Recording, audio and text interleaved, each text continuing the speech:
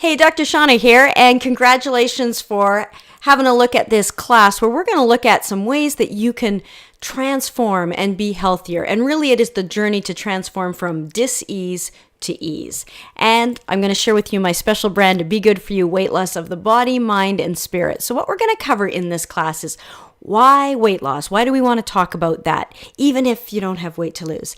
And I'm going to cover some core principles that you can apply to every dis-ease beyond just weight loss. I'm going to share with you my unique Be Good For You approach, some lessons that I've learned over the years, and some specific factors affecting weight loss and disease that you can use right away. We're going to bring that all to a point at the end of this class. And I'm going to include the major role that stress plays in all of this, in adrenal fatigue, in weight gain, and in disease.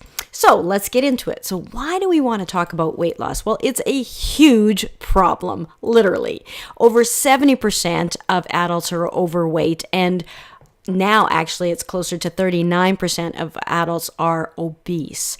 So these numbers are rapidly increasing, and at the current rate, nearly half of Americans will be obese by the year 2030. But it is an absolute global problem. And childhood obesity is now one of the most serious health challenges of the 21st century. Childhood obesity has tripled in the last generation, and now our children are not expected to outlive us. So things need to be done. And so this is a core issue that has brought this to a head. And obesity increases the risk of heart disease, stroke, diabetes, cancer, high blood pressure, fatty liver, gallbladder disease, sleep apnea, respiratory problems, osteoarthritis, infertility, depression, and so much more. And several cancers that are associated with being overweight include breast cancer, ovarian, endometrial, esophageal, renal or kidney, pancreatic, colorectal, thyroid, gallbladder cancer, leukemias, multiple myeloma, non-Hodgkin's lymphoma, and malignant melanoma, just to name a few. So this is really a heavy issue. Chronic complications of weight kill 3.4 million adults annually, and obesity has now edged out tobacco as our number one killer. And excess weight shortens our life expectancy. Just being overweight will cut 3 years off of your life. Being obese can take 6 to 14 years off, depending on how obese you are. But excess weight, not only does it cut your life short, but that excess weight, those last 20 years aren't going to be healthy. They're not going to be enjoyable because they're going to be plagued by all of those conditions that I just outlined. And it's the significant factor in the 6 leading causes of death. So why are we going to have this conversation about weight loss? Well, because it's a huge problem affecting the majority of people. It has significant detrimental health consequences. It's 100% preventable and curable. It has tangible, measurable, visible results, so that's motivating. I talk to people all the time about the benefits of broccoli. They don't care. I let them know how they can lose belly fat or lose weight, and those are the emails they open. Those are the videos they watch. That's what people are wanting to know. And because 70% of people are overweight, there is this normalcy that has been created around it. And so sometimes people just think, well, if everybody else is like that, it can't be so bad. It must be normal. So I think this issue of weight needs to be part of the conversation on wellness. And I have struggled with my weight, so I get it. And I'm going to share my story and things I've learned along the way. And it's not about being perfect or anything else like that. There is a huge need for a sustainable and bio-individual solution, and weight loss is an excellent gateway issue to other areas of transformation. Once people are able to see that they can impact their health, even if it's just from losing weight, then for me, it was very empowering because I'm like, well, I thought that was impossible. So what other impossible things can I do? And it's empowering. So sometimes we have to address some of our excuses that we have. I like this little comic here. It's not water. You seem to be retaining food. So let's take a look at it, and let's just keep a nice light approach, because this is not about being super skinny or getting into skinny jeans. We're really going to look at the health aspects of this. So let's look at why diets don't work. Well, typically they focus on deprivation rather than nourishment. They have a short-term mindset, so it's not sustainable, and it can lower your metabolism, and that just exacerbates the problem and leads to yo-yo dieting. And it usually doesn't consider mindset, emotions, or bio-individuality. Now, let's look at why diets do work. How many of you have ever been on a diet, even just for a short period of time, and you actually did lose weight? Maybe you didn't keep it off, but for a short period of time, you were successful. Well, some of the reasons that diets do work is because at that time, you're focused on what you're eating and how much you're eating, maybe even when you're eating it. And so you become mindful rather than mindless. And it could involve healthy changes. And you have this definite measurable goal or ability to measure progress. So although I like to focus on preventing cancer or heart attacks or stroke, we really have to wait until you die to say that you didn't die of it and that we actually prevented it. So it's nice to have a shorter term win to know that you're on the right track and that you can see some changes that are concrete and maybe a little less subjective. But we're going to go dive deep into that. So we're going to cover some core principles of transformative weight loss. And these are the same core principles that are used to transform from dis-ease to ease. This is a missing link for most people. Truly, if people really knew what I'm about to share, we wouldn't have 70% of people overweight. We wouldn't have nearly 40% of Americans obese and a third worldwide. So not everyone is ready to hear this, but I'm going to share with you a refreshing and revolutionary approach, at least in my opinion, and I'm going to let you decide if you're ready, if you can hear this. And maybe you need to come back to this and listen to it later, but it's going to be eye-opening. So the first core principle is your body is the miracle that can heal itself if given half a chance. I believe that to the core and fiber of my being. I have just seen far too much.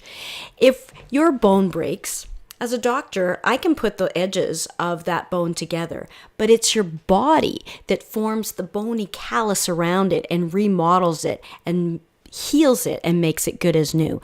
We can cut our finger, and as a doctor, I could stitch the edges together if they're far apart, but it's your body that's the miracle that heals itself. Never was this more poignant than the story of my dad back in the summer of 2016. He suffered a massive stroke, and the doctors said, sorry, there's nothing that we can do for you. You cannot live. That there wasn't any possibility. And as a radiologist, they showed me the brain scan, and it was so massive that there just wasn't anything that they could do. And they said that he wouldn't recognize us and he wouldn't survive. And looking at the pictures, there wasn't any malpractice here at all. That is accurate information of what their studies showed. However, because I'm not just a medical doctor, I'm also a health coach, and I knew this core principle that the body is the miracle that can heal itself if we give it half a chance. Well, I gave it every chance. I brought in my superfoods and adaptogens, and I got the body moving. And there's a great book, it's partially hidden here by a Dr. Norman Doidge, called The Brain's Way of Healing. And if you want more specifics on the things that we did and implemented, I've documented that story on an episode of my podcast, drshaunna.podomatic.com. So you can search that out if you're interested. But what actually happened was 35 days later, my dad walked out of there on his own 2 feet, back home with my mom. And just this past February, he celebrated his 84th birthday. That's amazing. And why? Why did I even think to do some of those things? Because I knew that the body is the miracle that can heal itself if we give it half a chance. So your body has an intelligence that allows it to grow and function. We don't have to tell babies grow tall. It just does it. We don't have to tell a woman, go into labor. The baby, the woman's body births the baby, right? We don't have to tell our hearts to beat, our lungs to breathe. Our body has an intelligence that allows it to function. If I want to raise my arm up, it allows me to do it. The body's amazing. Your body is a cellular community. It's made up of cells that form tissues, that form organs, that form your body. And these cells talk to each other. They let each other know what they need, and they signal some impulses so that I can raise my arm if I want to. You are consciousness. And where I really learned the most about that was from Deepak Chopra. And so if you're new to that concept, that's for another talk. But your cells are consciousness too. And your cells are getting what they need through you. So you literally are what you eat. And I don't just mean food.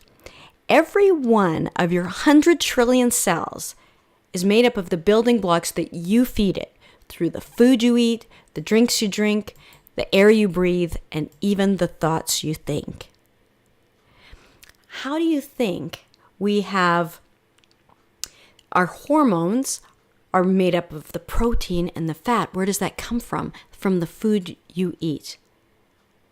The fat in our membranes of our cells, where is it getting this fat from? From the food you eat. For all of these complex chemical reactions in our body, we need these vitamins and cofactors and minerals. Where is it getting those from? From the food you eat. So you literally are what you eat, but your body can only use what it can from the building blocks that you provide. So if you're providing junk, you're not really giving yourself half a chance. So my mission has always been to help people live their longest, healthiest, happiest lives. And I went to medical school and became a radiologist, and I worked in ultrasound specifically. And every day, I literally got to see inside people's bodies.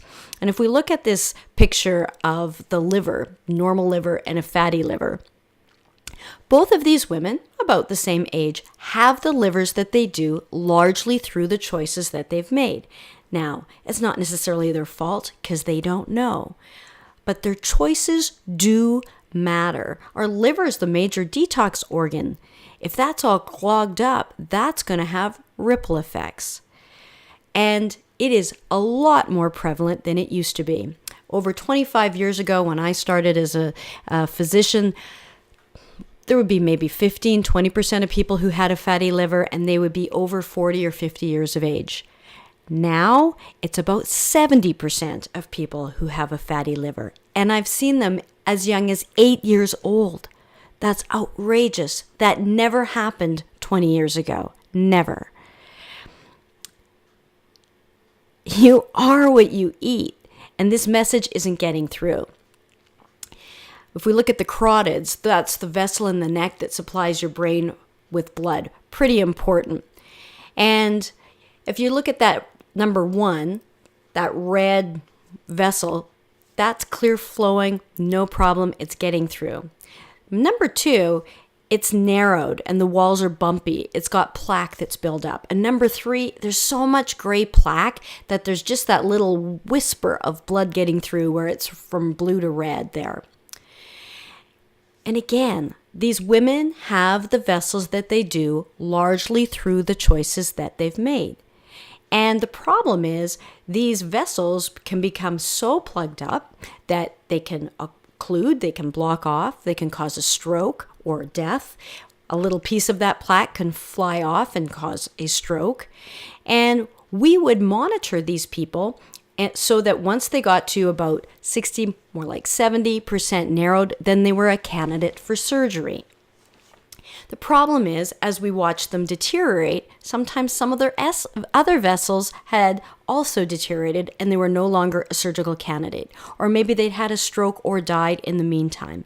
And I became extremely frustrated watching people destroy themselves in front of my eyes, which is what has led me to this work and moving from the end of the line to the front lines to really help people make those healthy choices. So the other point I want to show you is the best vessel here, the number one, the normal vessel, is in the oldest patient of the three. So just because you're getting older does not mean that you have to deteriorate. And in fact, usually the 90-year-olds, their vessels are perfect. Why? Because people who have not great vessels have already died off at an earlier age. So your choices do matter. They make a difference. You have power in your choices. Use it. People all the time were giving their power away to me as the doctor. I think they thought they could do whatever they wanted with their health, and if they got sick, that's okay. They just go to the doctor who would fix it. But it doesn't work that way. Your body is the miracle that can heal itself if given half a chance using the building blocks that you feed it. Health is a choice. It's your choice. So that's why you're hearing all the time, you go to the doctor and sorry, there's nothing more that we can do for you. Because it's not the doctor who can do it for you. It's you. So healthy weight loss is a choice. And the only person who can really save you is you. No one can eat for you, do your push-ups for you, think happy thoughts for you. That's up to you, and it makes a difference. So the question is, which choices give your body half a chance? Well, that's where what we call bioindividuality comes from. Everybody's different. That's why I have this message of be good for you. And the trick is that there's more than one right answer. We're all a little bit different. And the key is to tune in and listen to your body and see what makes it sing and what makes it sick. And that is the work. That is the journey to wellness. And usually people can really benefit if they're new to this work, if they're in a bind, if they're not having optimal health, they can really benefit from someone to coach and guide them to those healthy choices, help them sort out, give them sort of a starting gate of what to think about. And we're going to explore some of those in this class here. So some of the other core principles, your intelligent cells are eavesdropping on you. Okay, you with me? They're listening to you. Fearful stress cells are going to behave differently than healthy, happy cells. It's a fact. If you are truly feeling healthy and happy, your cells can behave in kind. Now, not saying you're healthy and happy, but really feeling stressed and miserable. It's not about the words, but truly feeling that way. Your cells are going to pick up on that. So you want to come from love, not fear and hate. And you want to come from self-love, not self-loathing. Like so many people do when they start to get into this realm, where they start to beat up on themselves for maybe some choices that they haven't made. That's not the answer. We want to come from love. You want to love yourself enough to live a healthy lifestyle. And a great example of this is my dad, when he was in his late 70s, bought a brand new red Corvette. And they're low to the ground. You're pretty much lying on the ground when you get in and out of those. And he got in and out of those no problem at all. And he said, suddenly all my aches and pains are gone. Why? Because he felt like a kid again, a young, vibrant young man. And it even rippled off over into my mom. They were like a couple of kids. And why? Because his cells could feel that youthful vitality, and they corresponded. So the trick is that you want to focus on what you want, not what you don't want. So if you want to focus on health and a little bit less on the disease or the unhealth, you want to focus forward and don't get stuck in the past telling those same old stories of all of this trouble and turmoil. You got to let that go. Let that weight go. And focus on what's working. And do your best to stop complaining, because that complaining will keep you stuck. So focus on what's working, even if it's the smallest little thing. That's what we did with my dad. We focused on what was working. His whole left side paralyzed, not able to feel anything, not able to move anything, not even his face. But there were some fingers that could feel just a little bit, so we focused on that. And then we grew. We had a little bit of strength, so we focused on that. And then we grew and we grew and we grew. We focused on what was working, not on what wasn't working. Find something to appreciate. Your hair, your nails, your energy, the sunshine, your anything. Even a Corvette. Whatever you can do, find something that's working or that you really do appreciate, and you will get more of it. And compare and despair. All the time, people are comparing their journey to someone else's. You can't possibly know what other people are eating, drinking, thinking. You can't know. You don't know what they've been through. You don't know their hormonal status. You don't know anything about the journey and what they're doing. Everybody has their own journey. So be good for you. You can be inspired by other stories. You can be learn maybe some hints or tips of something that worked for someone else that you might want to try, but don't judge yourself when you're trying to compare to someone else's journey, because all your power is in the now. Each one of us has the power right this second, right here, right now, to feel just a teeny little bit better. We can focus on just something else that starts to turn in the right direction, and that's all we need. So you want to ease into it. You don't have to do some massive overhaul. I find it's much more effective just to ease into it. And take those baby steps in the right direction is all that you require, and that's enough. Appreciate your body and allow that to grow. Appreciate something about your body, that your heart beats, that your lungs breathe, something that you appreciate. There's plenty that we could focus on that's not working, each and every one of us. But when you focus on what's working and allow that to grow, things start moving in the right direction for you. Focus on what you can do. You can't exercise? Irrelevant. I've helped thousands of people lose weight now successfully. And you definitely do not need to exercise in order to lose weight. I guarantee it. You might want to once you have lots of energy. You might feel inspired to move your body, but don't let that excuse hold you back. Don't let the excuse of having children hold you back. I've had 4. Don't let the excuse of your age or hormones or anything hold you back. Focus on what you can do and listen to your body and let it teach you how to be good for you. Start to tell a new story and an identity shift. I'm just going to share with you.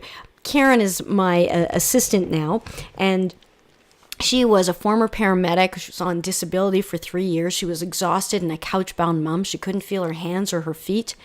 And yes, she lost 34 pounds, but she gained energy and she was able to move her body. She was able to be there for her kids. She couldn't before when she was couch-bound. She couldn't participate with them on field trips. She couldn't be there for her husband. But when she had that energy and that vitality, she got her life back. She got her sensation back. She was able to start skating with her kids that she never thought she could do.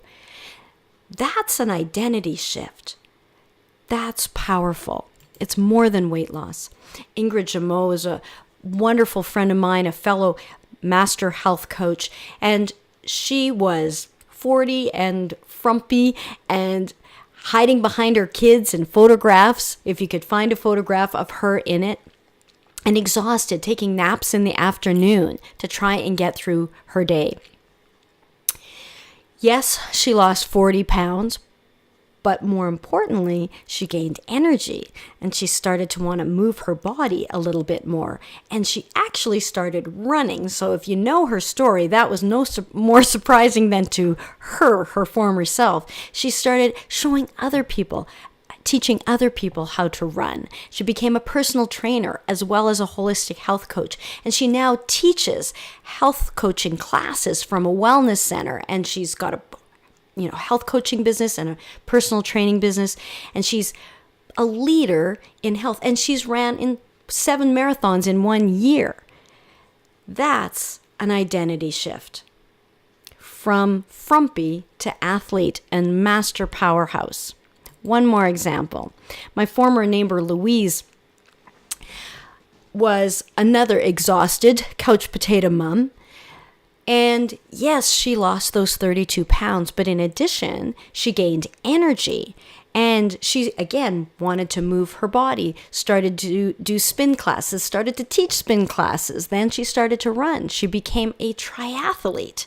And then she started to teach others and coach others to be triathletes. And this summer, she will be competing at the world level for triathletes for Great Britain, in triathlon for Great Britain at the age of 52. That's an identity shift. You see, I can help you lose 100 pounds, but if you still see yourself as obese, you're going to self-sabotage yourself so that you're in alignment with who you see yourself as. Remember, your cells are eavesdropping on you. So we want to shift your identity, that mindset, right along with it to be whoever you want to be. It doesn't have to be an athlete, but to be healthy and vibrant and at ease rather than with dis-ease. This is powerful stuff. This is the realm of mind-body medicine. So the question is, do you want to be right or do you want to be healthy? If you want to just say, well, I'm obese or I do have this disease. Well, if I wanted to be right, I would have believed the brain scans that said there was no possibility that my dad could survive. It was far too massive. That was the correct diagnosis assessment of that scan. But I wanted a different story. I didn't like that one. Do you want to be healthy? Then you might want to look at how can I give my body half a chance to be the miracle that it truly is. So is it time for a better story and to shift that identity? And baby steps are all that you require. So when we know better, we can do better. As a youth, I used to be given Big Mac bedtime snacks. My dad, out of love, never wanted to see his kids go to bed hungry, and we didn't. And sometimes we'd even get woken up for a Big Mac bedtime snack. So you can imagine I had some struggle with my weight growing up. I get it. But when he was doing it out of love, he wasn't doing it with any malicious intent. When we know better, though, we can do better. And when we shift our identity, it becomes sustainable. When we shift our identity to that of someone who's healthy and vibrant and youthful, we can avoid that self-sabotage. And it's not about being perfect at all. 100% of the thousands of people now who I've helped successfully lose weight have gained in the process, including myself. That is normal. And that's where some of the coaching comes in, becomes very helpful.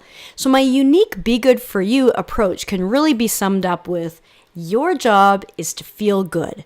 And that's how you transform from dis-ease to ease and transform to healthy, sustainable weight loss. So as a specialist, my job is to help you discover how to be good for you. And that's going to vary a little bit amongst everyone. And if you ever want a shortcut, well, the shortcut would be meditate. And I learned how to meditate from Deepak Chopra, and that has truly transformed my life because it has allowed me to get in touch with who I really am and to kind of listen better, cleaner, easier to what works for me and what my body likes, what makes me sing and what makes me sick. But if you're like me, it took me 5 years to meditate 21 days in a row. They said 21 days, you create a habit. I couldn't do it. There was always something that came up. I meditate every day now without fail, no matter what. And so I'm going to share with you some specific factors affecting weight loss if meditation is new to you or if you're a little hit and miss on it. So some things you can do while you cultivate that, but that is a powerful shortcut. So I'm going to share with you some life lessons that I learned. So back almost 3 decades ago now, I'm going to call this the starving medical student diet. I was just about to become a full-fledged doctor 1 month from then, and I had done some electives in Hawaii. And not as dumb as I look, right? So these are some of the things that I learned. It was great if I could eat more earlier in the day. Why? Well, this is where the starving student came in.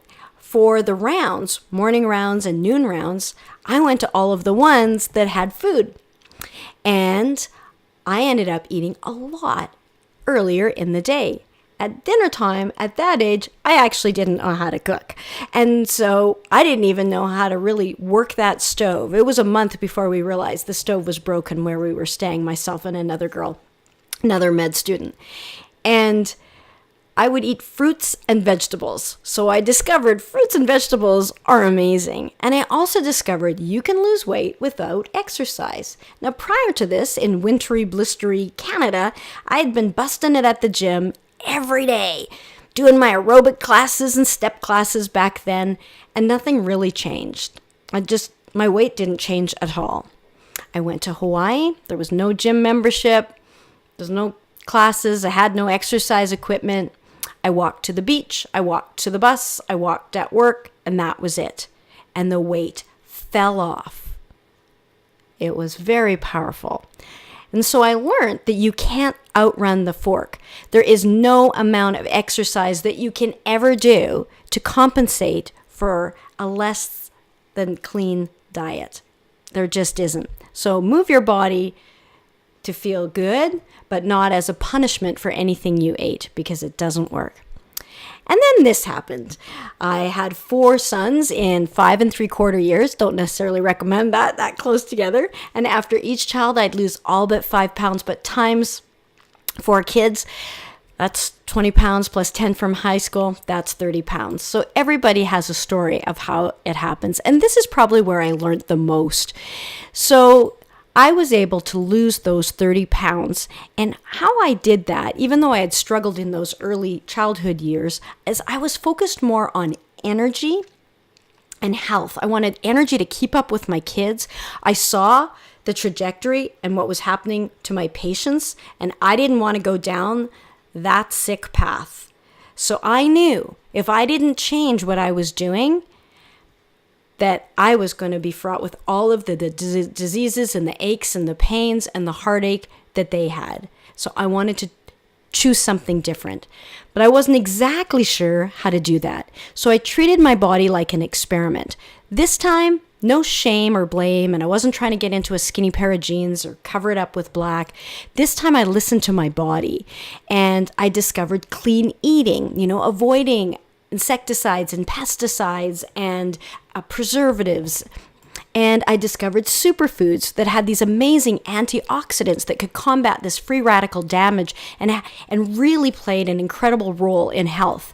And I discovered low glycemic foods. In other words, foods that weren't spiking my blood sugar. And that if I had foods that didn't spike my blood sugar, that was really key for the weight just falling off, and was some of the things that I had done without knowing it back in Hawaii. And I learned about protein pacing. So my little rule, and I'll pass it on to you, is a little bit of protein with every meal and snack, whether it's a handful of almonds, or if you're non-vegan, maybe a boiled egg or something like that as a snack throughout the day. But instead of sort of starving throughout the day and then having a big dinner, I would put protein, a little snack, a little bit of food metered throughout the day. And there's some really great studies to say that that's really powerful and certainly works for me.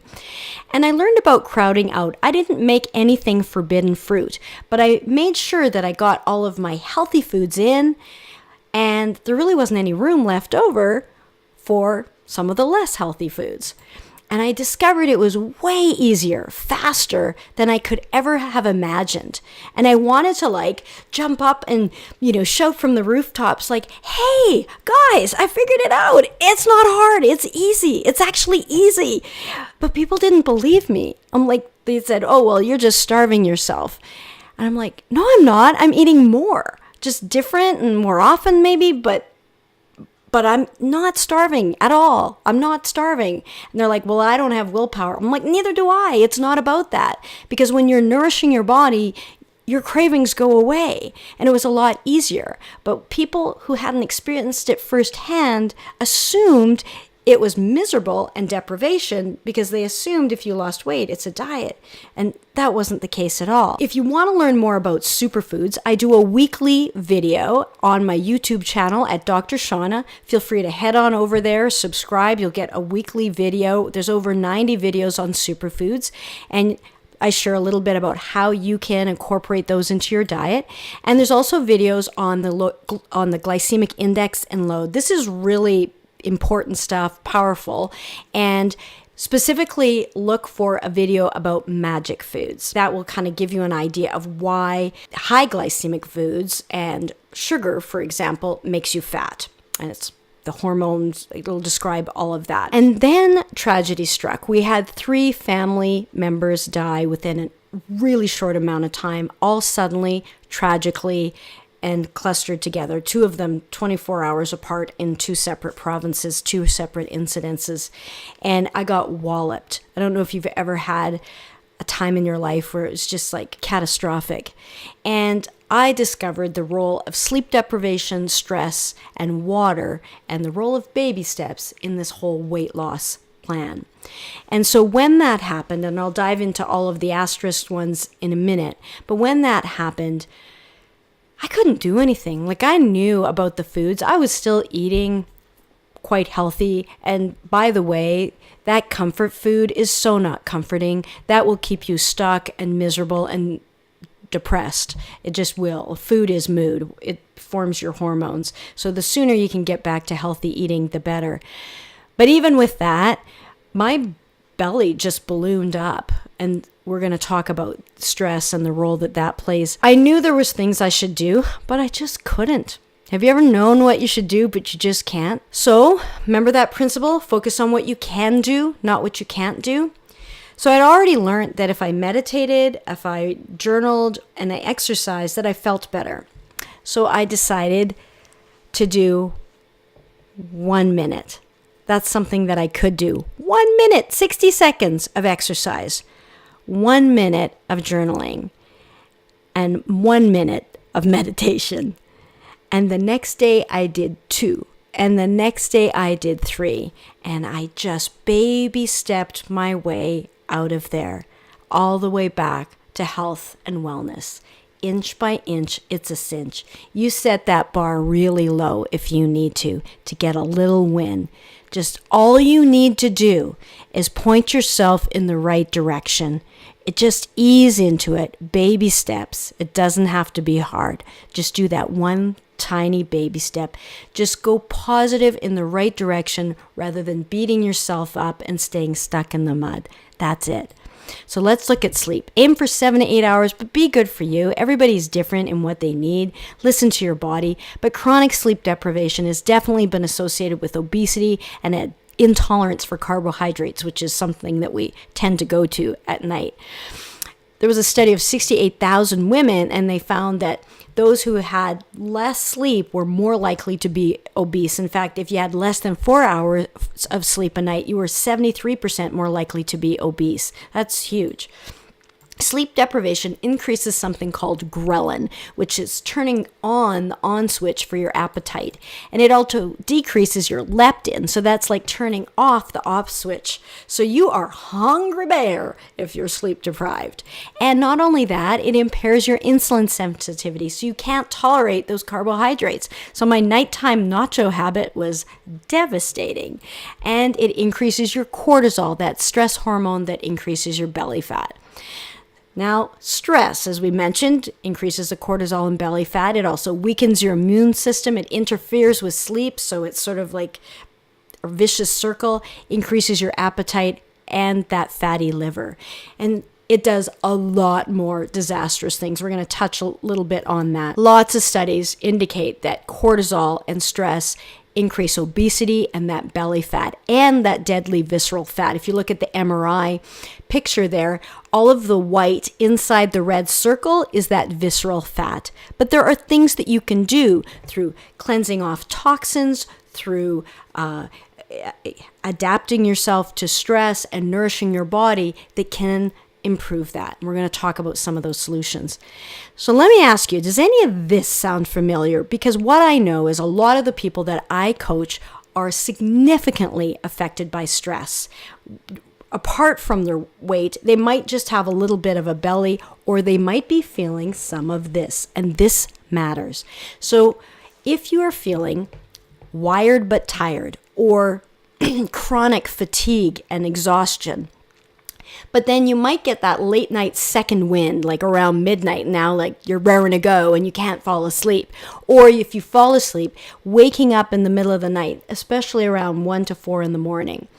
Or having these feelings just of overwhelm, or cravings for sugar or salt, or discomfort in your body, a lack of joy, low or no sex drive, poor immune system where you have frequent or lingering infections, or poor healing, irritability and quick to rage, this overthinking and hypervigilance, feeling like you have to think for everybody and control everybody's thing, everything that's going on. And this stubborn belly fat that you just can't lose the weight no matter what you do. And decreased mental clarity, brain fog, poor problem solving. Does that sound familiar?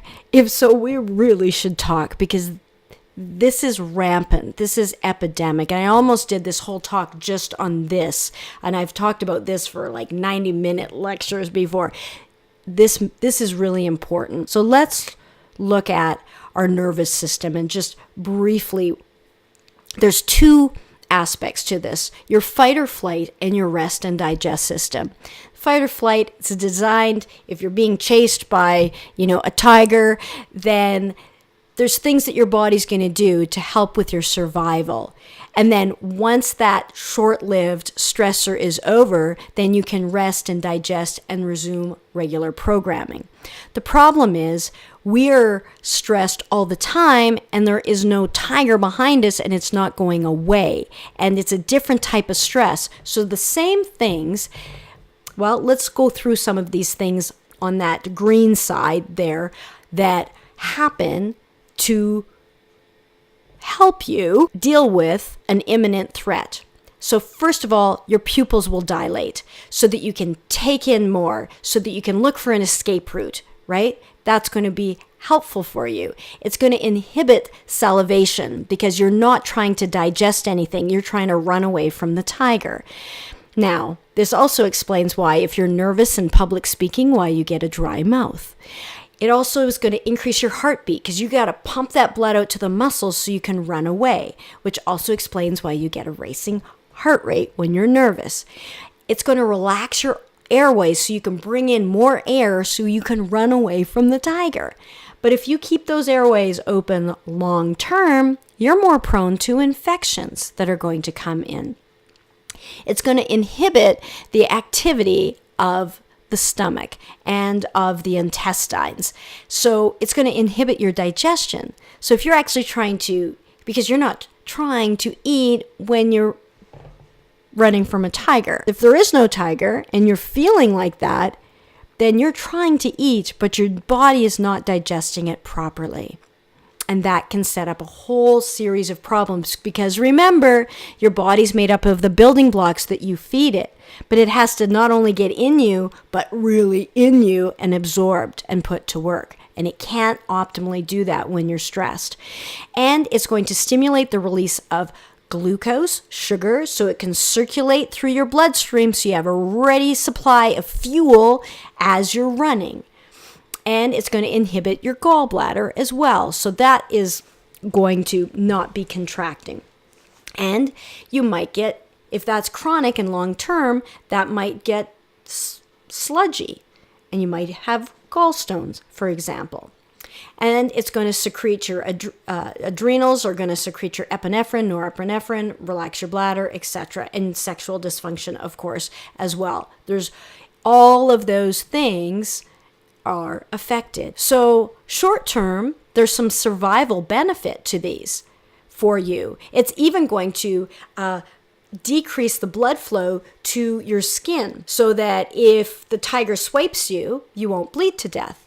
But if you've decreased the blood flow to your skin and there is no tiger and it's chronic, then you might have things like eczema and psoriasis and other rashes.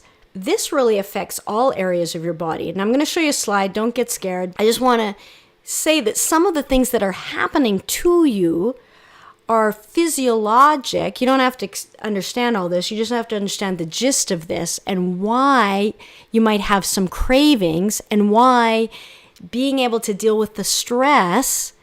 You can't always change the stress. I couldn't change the fact that there were all those family deaths, but you can change how your body responds to it. So I'm coming to that. If we look at this pathway, there's something called the Pregnenolone steal. Notice how there's vitamins and dietary fats that form the cholesterol that end up forming this Pregnenolone. So where do those come from? Those are the building blocks that I'm talking about that are part of the things that form these hormones. But as an aside, so this Pregnenolone is a centerpiece for a few pathways. It goes down and forms that blue DHEA there, and then you can see where it's got testosterone, and then down from that estrone, estradiol, estriol. Those are your hormones, your testosterone and your estrogen hormones. So that's one area that it feeds. Then if you see the pinkish pathway that I've outlined, it goes to progesterone and then cortisol.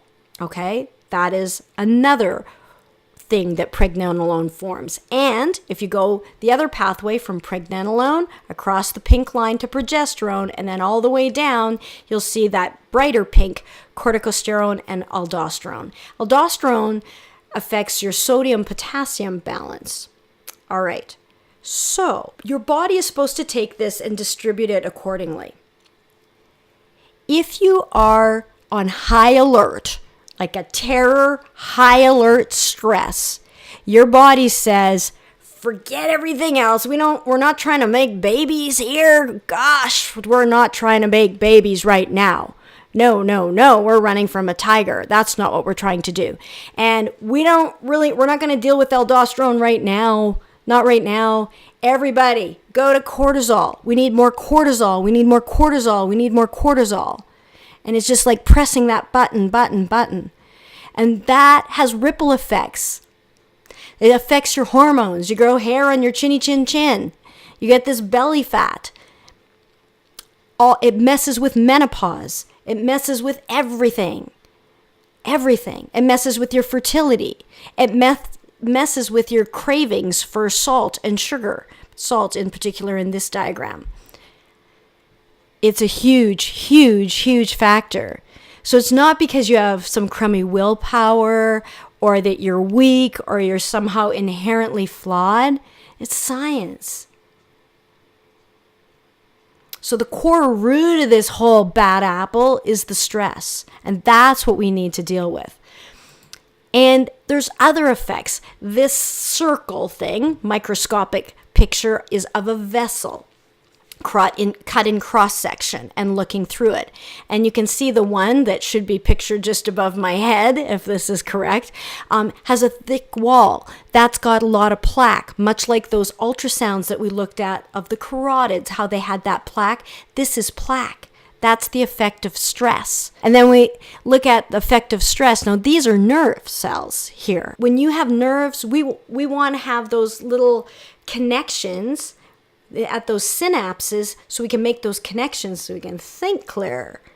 We want to have that brain working properly. It's like pruning a tree when you're stressed. It gets rid of those connections. It can lead to dementia, memory loss. This is huge. It affects way more than this, but this is just a snapshot to say if this unchecked needs to get checked. You want to find a way to deal with this. It's important. Some doctors don't believe there's such a thing as adrenal fatigue. I don't really care what you call it, but everybody knows what it is like to be burnout, stressed. So let's look at this, because if you have some of these things, this is a sign that things are at kind of an extreme level, and you really should look at changing it sooner than later. Please be good for you. So if you are fatigued, even if you've had a night's sleep and you wake up tired, that's a clue. because your circadian rhythm is off and your cortisol rhythm is off. You're exhausted and everything is a chore. Much like a lot of the mums that I start off working with, this is very common. They have difficulty waking up in the morning. They don't really get going until maybe 10. Then they have this afternoon lull between 3 and 4. They have to have a nap, or they just like exhausted. They need their coffee to get them going. Or they'll have a second wind at night. They crave salty food. Remember that aldosterone pathway. They're craving sugar and chocolate. Decreased libido, decreased ability to handle stress and overwhelm, and increased time to recover. Lightheaded on standing. This apathy, this mild depression, or just no joy. Just blah. Worsening PMS or menopause symptoms. They're skipping, if they skip meals, that makes it worse. They're fuzzy thinking, their mental fog, they've got a poor memory and decreased productivity. And some of the problems are they can have this stubborn weight.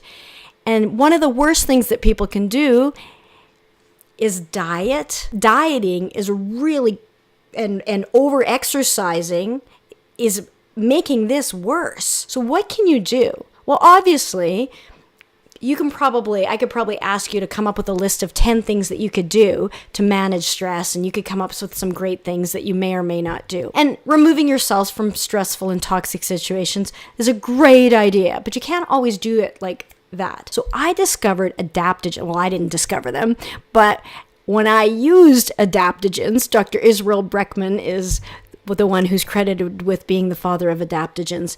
These are natural plant substances that increase the body's ability to cope with internal stressors, like my dad when he had his stroke, and external stressors, like when we had all of those family deaths, and they normalize the functions of the body. These are things like ashwagandha, rhodiola, eleuthero, schizandra, wolfberry, bacopa. This is really a game changer. And for me, I feel like this is what gives me my superpowers, that energy and that vibrancy and that vitality. And these can be amazing, especially if you're undergoing something stressful and they are healthy. Now, the next piece is water. It's super easy to do. Try it. You'll like it because this can flush out toxins, improve blood pressure. It's a natural appetite suppressant. It hydrates the skin. It's a simple anti-ager. It increases metabolism. You get a temporary boost of 30% following just 2 glasses of water, and just 7 cups of water burn 48 calories. So that's like a negative number. Not that I count calories, but it really improves. I'm going to share with you the story of 2 women. I had 2 women, late 50s, both started about the same time, wanting to lose weight. One lost 13 pounds. She was pretty happy with that. And the other one, in the same time frame, lost 49 pounds, almost 50 pounds. The difference? Water. One was having 2 liters of water a day. The other one, 4 to 6 liters of water a day. Having coached a lot of people now, that's one of the things that's really a simple thing to add in when you want to bust off of a plateau. So you might not be able to do that all overnight. You might have to baby step your way there to avoid being in the bathroom all the time. But 4 liters is good. Be good for you. But that makes a big difference. That's one thing that you can do right here and now. And then finally, the last set of lessons I learned was more recently, and really the role of hormones and menopause. I learned that having extra omega fatty acids was great. By eating fat, I could lose fat. The role of toxins. Toxins love our fat. They get stored in our fat. So we can be eating all the right things, busting it at the gym, but as long as we have those toxins there, our body's doing the best job it can to protect us from them by storing it in fat. But if we cleanse off these toxins, then the fat doesn't need to be there, and it's like being shrink wrapped. And that's sort of one of the secrets behind sculpting and shifting body composition. And I also learned the limitations of the scale. There's only 1 pound difference between these 2 pictures. And as you cleanse off and get rid of toxic fat and build lean muscle, you might not notice any difference on the scale. So it's really important for your mindset to focus on what is working, what isn't working. Even though the scale had worked for me in the past, losing only 1 pound, it wasn't working. So I had to focus on some other things. And so you may too in your journey. If I'd have looked at the scale, I would have said, this doesn't work, and thrown in the towel and said, forget it. And that would have been a serious error. But when you focus on some things that feel good and you're feeling healthy and you're using the right metric, it changes everything. And lastly, I put visualization there because I only exercised about 10-15 minutes a day, most days 5 to 6 times, but just that's it, at home with some resistance bands, maybe some light weights. That's it. No gym membership, nothing. But I did have this little vision board with some pictures, and I just looked at it as I exercised, and I've seen that strategy work for people as well. So you can ask me about that sometime. So we've covered some specific factors that affect weight loss. Water, this is where I would start. Right here today, you can start here. It's important to have that positive mindset and shift your identity along with it. Ease into it with baby steps. Have a plant-based diet. Get those fruits and vegetables in there. Protein pacing, really important throughout the day. Have low glycemic foods. Get those superfoods in there. Be sure you're getting your sleep. Address that stress. It's a killer, truly.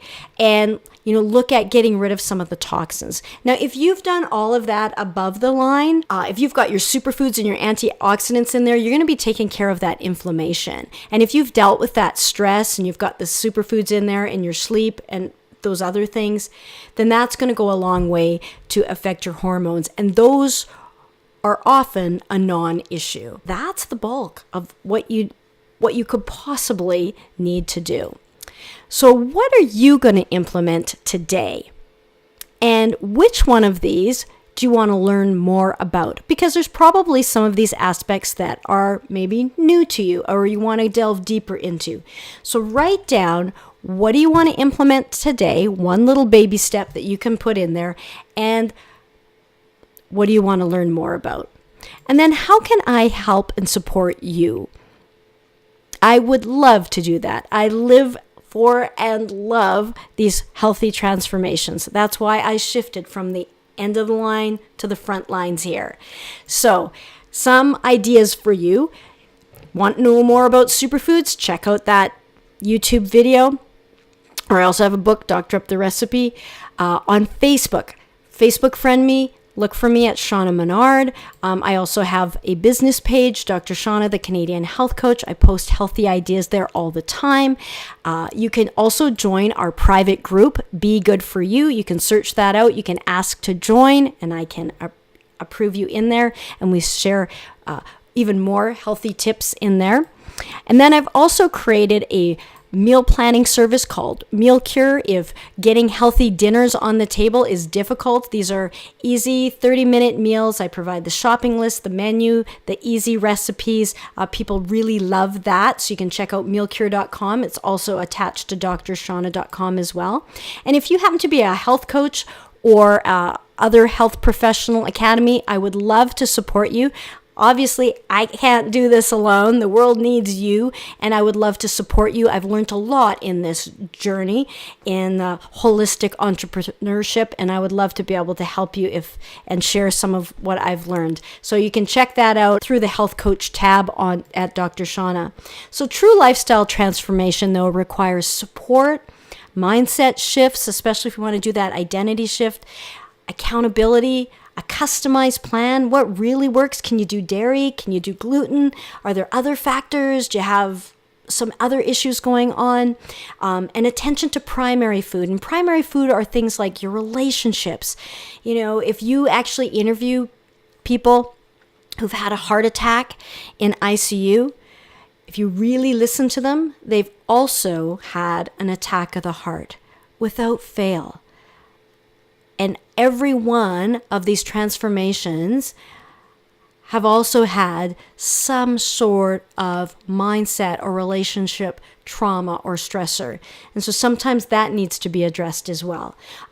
We can look at career, activity, spirituality, all of these things to really give you that holistic picture of health. So if you're serious about a true lifestyle transformation and you're ready to create a body and life that you love, and you're looking to get healthy, but you're not exactly sure how to start, or maybe your doctor has told you that you need to make some changes, then I'm happy to help. Share my expertise with you as over 25 years as a doctor and over a decade as a health coach. So together we can get there. What is that vision that you have? Because when you make healthy changes happen. So I'm happy to support you in this journey. I offer private mind-body lifestyle phone consultations, and I do them myself. I don't farm this out to anyone else. This is really important. And we use those core principles that I talked about, and your consult will address mind, body, and spiritual health. But we're going to focus on those areas that are of most importance to you, that you want to talk about. And we'll attend to the root causes of imbalances that lead to dis-ease. We'll dive deep into your health and lifestyle goals, your current habits, and maybe some subtle nutritional nuances that need to be addressed. And we'll look at those factors that are serving you and those that are sabotaging you and holding you back. And prior to our appointment, you'll fill out an intake form so that we can maximize our efficiency at your appointment. I can look at that ahead of time and sort of zero in on those areas that you want to zero in on and that we should address. I would conduct a personal holistic health assessment, and then we will review those relevant lifestyle factors, and you'll leave with that appointment with an empowered plan to enhance your well-being. So the recommendations may include anything but are not limited to a customized anti-inflammatory diet recommendations, maybe personalized stress management strategies and tools, or recommendations to improve activity or relationships. And the purpose of this lifestyle consultation is to provide some insight and recommendations on some lifestyle healthy habits to engage your body's natural healing ability so that you can truly be good for you. So these private intensive mind-body consultations are usually $397, but now you've been through this, you get where I'm at, and through my website, I offer that for $97. That's a steal of a deal to have a private one-on-one consultation and really set you on a path. So if that's something that you're interested in, to book an appointment, you can click on the link to the right, or you can visit my website, drshaunna.com, and click on book an appointment. Space is obviously limited for these one-on-one conversations. I really enjoy them. People really enjoy them. Once you book an appointment and just click that button, then you'll be directed to a calendar you get to pick your specific time that works for you. Those are Monday to Friday, generally daytime hours. There are a couple of evening spots, and you'll be given instructions about completing that intake form prior to our appointment. And then you just sit back and enjoy from the comfort of your own home, grab a cup of tea, whatever. This is a really wonderful experience. We do it from a place of love. That's really important. I'm not going to beat you up. That's not the type of coach I am. So when was the last time you had a conversation about you and your health and lifestyle goals with a qualified professional? You really do deserve that opportunity to set yourself up for the best possible health. So be easy about it, and most of all, be good for you.